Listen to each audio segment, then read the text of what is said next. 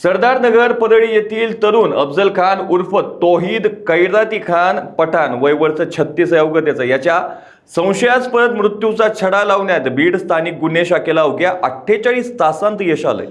सुरुवातीला आत्महत्या वाटणाऱ्या या घटनेत धक्कादायक वळण आले असून पैशांच्या देवाणघेवाणीवरून दोन मित्रांनीच दगडानं ठेचून त्याचा खून केल्याचं पोलीस तपासात निष्पन्न झाले। या प्रकरणी दोन्ही आरोपींना पोलिसांनी जेरबंद केले। मिळालेल्या माहितीनुसार सरदारनगर येथील रहिवासी असलेला अफजल खान हा 31 मे 2026 रोजी त्याच्या मित्रांसोबत बाहेर गावी गेला होता। मात्र त्यानंतर 2 दिवस तो घरी परतलाच नाही। दरम्यान 1 जून 2026 रोजी सकाळी 9:30 वाजण्याच्या सुमारास लांडेवाडी शिवारातील रेल्वे रुळाच्या पटरीवर त्याचा मृतदेह आढळून आला होता। प्रथमदर्शनी ही घटना आत्महत्येची असावी असा संशय व्यक्त केला जात होता। या घटनेचं गांभीर्य ओळखून स्थानिक गुन्हे शाखेने बारीक तपास सुरू केला। गुप्त बातमीदारामार्फत आणि मृत्यूच्या नातेवाईकांकडून मिळालेल्या गोपनीय माहितीच्या आधारे तपासाची चक्रे गतिमान झाली।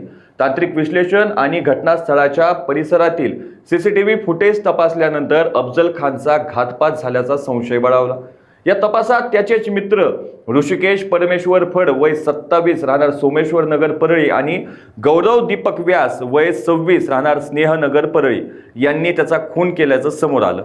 3 जून रोजी हे दोन्ही आरोपी परळी येथे आले असल्याची माहिती स्थानिक गुन्हे शाखेला मिळाली। पोलिसांनी तात्काळ सापळा रचून अत्यंत शिताफीने दोन्ही संशयितांना ताब्यात घेतलं।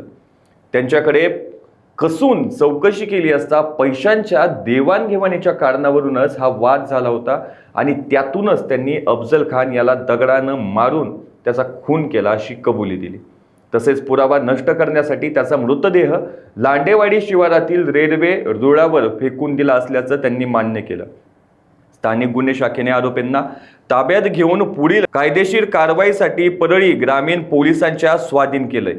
या गुन्ह्याचा पुढील तपास परळी ग्रामीण पोलीस करत आहेत। ही यशस्वी कामगिरी प्रभारी पोलीस अधीक्षक श्रीमती चेतना तिडके आणि सहाय्यक पोलीस अधीक्षक ऋषिकेश शिंदे यांच्या मार्गदर्शनाखाली पोलीस निरीक्षक शिवाजी बंटेवाड, पोलीस उपनिरीक्षक सुशांत सुतळे, आनंद मस्के, रामचंद्र केकान, सचिन सानप, गोविंद भताने, सचिन आंधळे आणि नितीन वडमारे यांच्या पथकानं केली आहे। अशाच ताज्या अपडेटसाठी लोकाच्या टीव्हीला सबस्क्राईब करा आणि लाईक करायला विसरू नका।